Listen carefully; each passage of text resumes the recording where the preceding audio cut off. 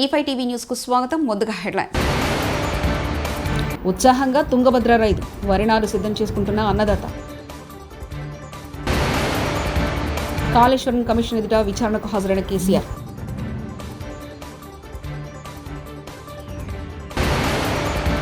మోదీ ఇచ్చారు, చంద్రబాబు ఎగ్గొట్టారు వైఎస్ జగన్.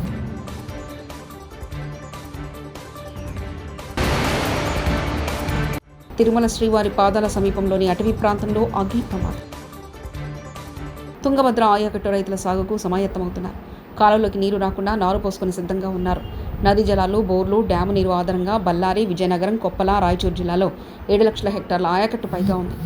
బోర్ల కింద సాగు చేసే రైతులు ముందుగానే వరినారు వేసుకుని పనిలో నిమగ్నమయ్యారు. డ్యాంలో 80 టీఎంసీల నీరు చేరిన తర్వాత ఖరీఫ్లో ఆయకట్టు సాగుకు జూలై 2వ వారంలో నీరు విడుదల చేస్తామని అధికారులు ప్రకటించిన సంగతి తెలిసిందే. దీంతో రైతులు ముందుగానే నారు సిద్ధం చేసుకుంటున్నారు. ఇప్పటికే పొలాలను దున్ని సాగుకు సిద్ధం చేసుకుంటున్నారు. రాష్ట్రంలో రైతులు తీవ్ర అవస్థలు పడుతున్నా పట్టించుకునే స్థితిలో కూటమి ప్రభుత్వం లేదని, చంద్రబాబు సీఎం కావడం రైతుల పాలిట శాపమని వైఎస్ఆర్సీపీ అధినేత మాజీ ముఖ్యమంత్రి వైఎస్ జగన్మోహన్ రెడ్డి ఆవేదన వ్యక్తం చేశారు. బుధవారం పొదిలి పొగాకు పోర్టును సందర్శించిన అనంతరం ఆయన మీడియాతో మాట్లాడారు. ఈ జిల్లాలోనే ఇక్కడే ఇద్దరు ఆత్మహత్యలు చేసుకున్న సన్నివేశం మధ్య ఈరోజు ఈ జిల్లాలో నేను మాట్లాడుతూ ఉన్నా. ఈరోజు ఇక్కడే ఇదే జిల్లాలోనే ఇద్దరు ఆత్మహత్యలు చేసుకున్న పరిస్థితులు. పర్చూరులో ఒక రైతు చనిపోయాడు. గడిచిన శుక్రవారం కొండేపిలో మరొక రైతు ఆత్మహత్య చేసుకున్నాడు. ఇద్దరు రైతులు గిట్టుబాటు ధరలు లేక ఇదే జిల్లాలో రైతాంగం చనిపోయిన పరిస్థితుల మధ్య ఈరోజు నేను ఇక్కడికి వచ్చి రైతులు పడతా ఉన్న అగసాట్లను ప్రభుత్వాన్ని గట్టిగా నిలదీస్తూ ప్రశ్నిస్తూ ఉన్నా. ఈరోజు రైతు పడతా ఉన్న పరిస్థితుల మధ్య ఏ పంటకు కూడా ఈరోజు రాష్ట్రంలో గిట్టుబాటు ధరలు లేవు. వరి ప్రొక్యూర్మెంట్ మొన్న చేశారు. ఏ రైతుకైనా కూడా, ఏ రైతును తీసుకున్నా కూడా కనీసం 300 రూపాయల నష్టానికి రైతు ఎంఎస్పీ కన్నా తక్కువ రేటుకు అమ్ముకోవాల్సిన పరిస్థితిలో ధాన్యాన్ని రాష్ట్ర ప్రభుత్వం కొనుగోలు చేసింది. వరి దగ్గర నుంచి మొదలు పెడితే మిరప, పత్తి, జొన్న, కందులు, మినుములు, పెసలు, మొక్కజొన్న, సజ్జ, రాగులు, వేరుశనగ, అరటి, చీని, పొగాకు, కోకో, ఏ పంట తీసుకున్నా కూడా రైతన్నకు ఈరోజు గిట్టుబాటు ధర రాని పరిస్థితి ఈరోజు రాష్ట్రంలో కనిపిస్తూ ఉంది. సిద్దిపేట జిల్లా ఎర్రవల్లిలోని మాజీ సీఎం కేసీఆర్ ఫామ్ హౌస్ను ఆయన కుమార్తె ఎమ్మెల్సీ కవిత వెళ్లారు. ఈరోజు బీఆర్కే భవన్లో జస్టిస్ పీసీ ఘోష్ కమిషన్ ఎదుట విచారణకు కేసీఆర్ హాజరు కానున్నారు. ఈ నేపథ్యంలో కవిత తన భర్త అనిల్తో కలిసి అక్కడికి చేరుకున్నారు. ఇటీవల కవిత కేసీఆర్కు లేఖరడం, ఆయన చుట్టూ దయ్యాలున్నాయంటూ చేసిన వ్యాఖ్యలు హాట్ టాపిక్గా మారిన విషయం తెలిసిందే.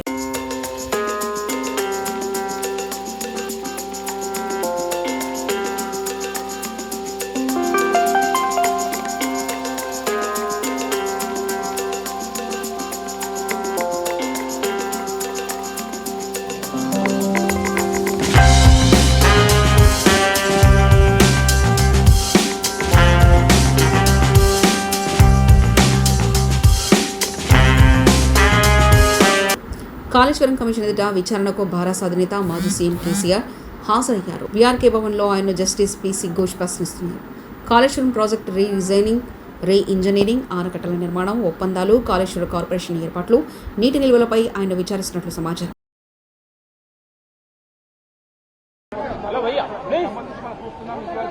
దాదాపుగా గంట పాటు ఆయన విచారణను ఎదుర్కొన్నారు. ఆయన పోయే ముందు 2 కలర్ బుక్లు ఆయన తీసుకెళ్లడం జరిగింది. వాటిని ఆయన కమిషనర్లన్నింటి కూడా ఆయన సమాధానాలు చెప్పినట్టుగా కూడా తెలుస్తుంది. ఆయన వెంట ఒకవైపు హరీష్ రావు, సంతోష్ కుమార్, అదేవిధంగా ఇటు శాసన మండలిలో పార్టీ పక్ష నేత ఒకవైపు మధుసూదనాచారి, మాజీ హోంమంత్రి మహమూద్ అలీ, బండారు లక్ష్మారెడ్డి, పద్మారావు, గౌడు, అదంతా కూడా ఆయన పాటు లోపడే ఉన్నారు.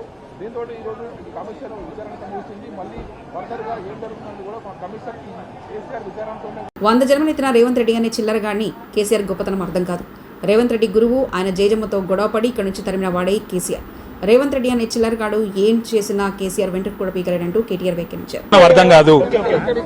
రేవంత్ రెడ్డి గురువు, ఆయన జేజమ్మతోనే కొట్లాడినోడు కేసీఆర్, ఆ జేజమ్మని ఇక్కడి నుంచి తరిమేసినోడే కేసీఆర్.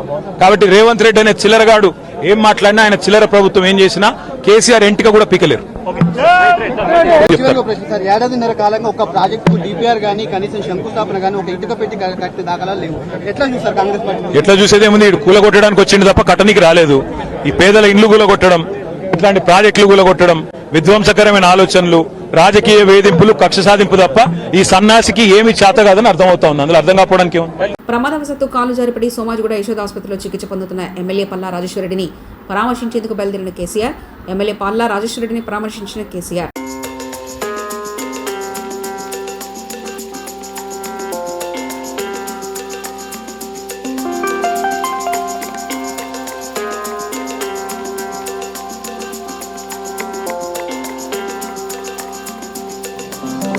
తిరుమల శ్రీవారి పాదాల సమీపంలోని అటవీ ప్రాంతంలో అగ్ని ప్రమాదం సమాచారం అందుకుని ఘటనా స్థలానికి చేరుకుని మంటల్ని అదుపు చేసిన అగ్నిమాపక సిబ్బంది దాదాపు 100 కిలోమీటర్ల మేర అటవీ ప్రాంతంలో మంటలు వ్యాపించాయని తెలిపిన అధికారులు.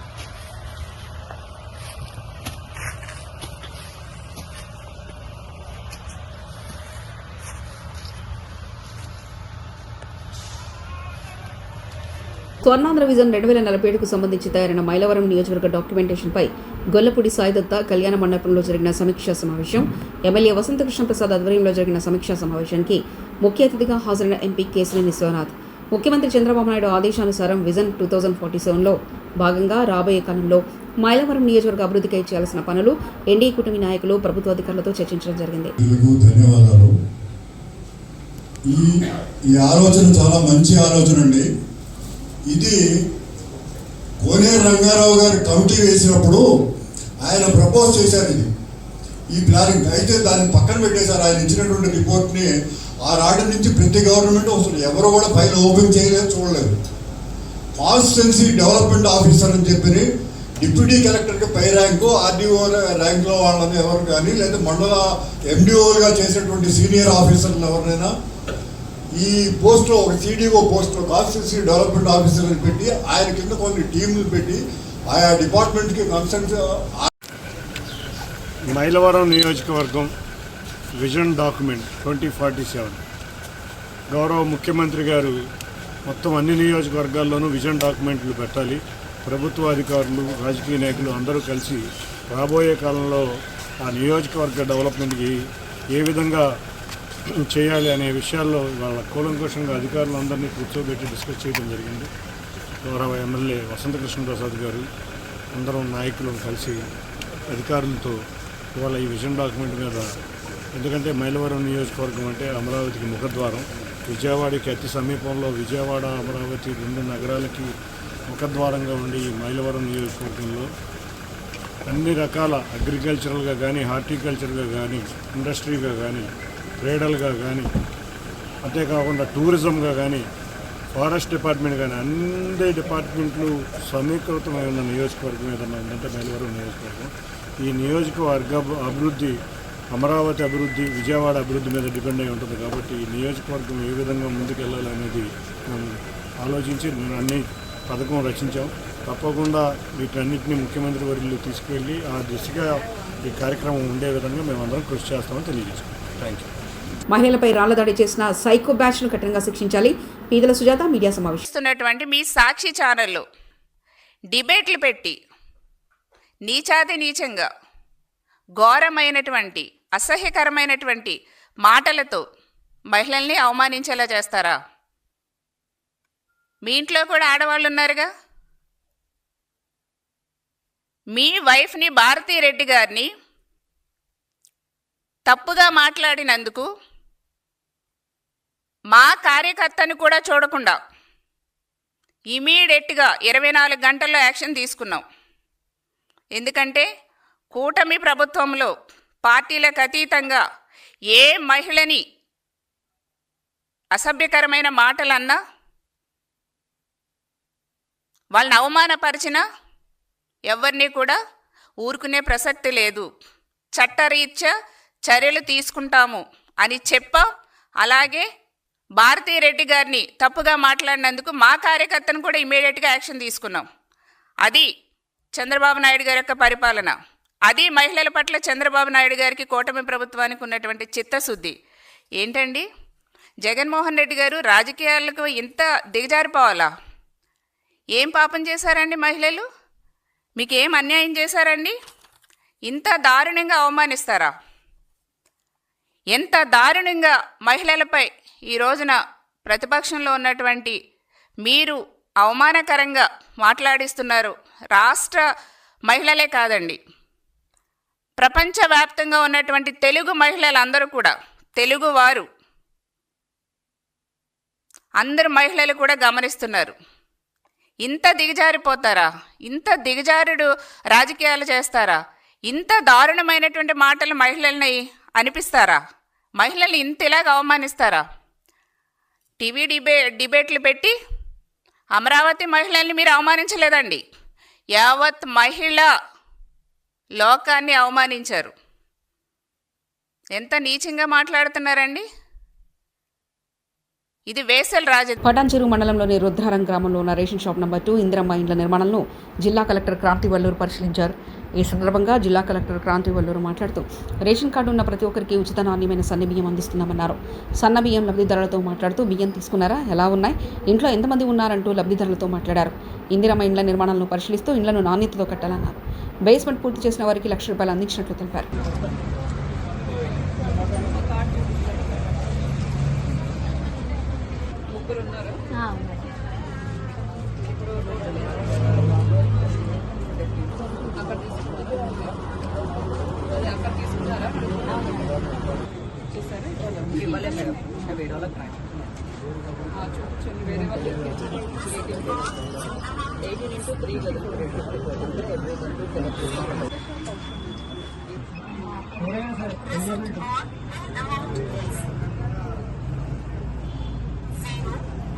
ఇప్పుడంటే 5 నిమిషాల్లో ఒకటి అయిపోతుందా?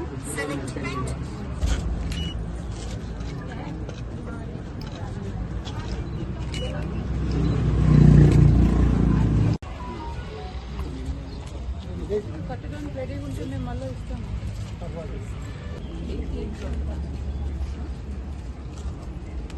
ఏం చేస్తారు?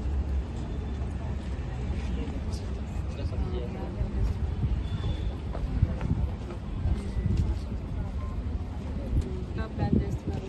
ఒకరైతే మోసేస్తాం, మేము మేస్త్రి మాట్లాడుతున్నారు, మేము ఇచ్చేస్తాం. లోన్ వస్తుందా మీకు? మరి తీసుకొని చేసుకోవచ్చు కదా. ఇప్పుడు ఎవరైనా మంచి లోకల్ ఈ ప్రైస్ రెగ్యులేషన్ కమిటీ పెట్టారు, తర్వాత ఎట్లా ప్రభుత్వం ఇస్తుంది కదా. ఇప్పుడు స్టార్ట్ చేస్తాం. మరి కాళేశ్వరంతో రైతుల కన్నీళ్లు తుడిచిన కేసీఆర్పై కుట్రలా అంటూ సంగారెడ్డి బీఆర్ఎస్ ఎమ్మెల్యే చింతా ప్రభాకర్ గారు మండిపడ్డారు. కాళేశ్వర కమిషన్ ముందు మాజీ ముఖ్యమంత్రి వర్యులు కేసీఆర్ గారు హాజరు సందర్భంగా హైదరాబాద్ బీఆర్కే భవన్ వద్ద కేసీఆర్ గారికి మద్దతుగా పాల్గొన్నారు. కాంగ్రెస్ ప్రభుత్వానికి పాలన చేతగాక డైవర్షన్ పాలిటిక్స్ చేస్తున్నారని ఎమ్మెల్యే చింతా ప్రభాకర్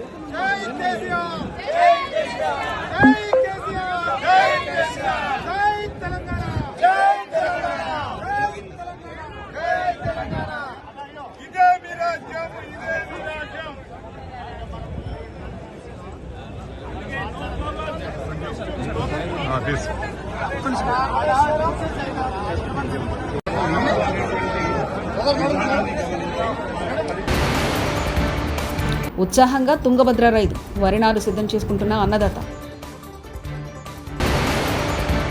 కాళేశ్వరం కమిషన్ ఎదుట విచారణకు హాజరైన కేసీఆర్.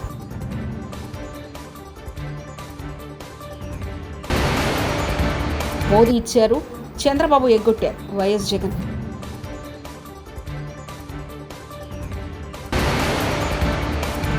తిరుమల శ్రీవారి పాదాల సమీపంలోని అటవీ ప్రాంతంలో అగ్ని ప్రమాదం. ఇవి బులెటిన్ విశేషాలు. చూస్తూనే ఉండండి E5 టీవీ న్యూస్.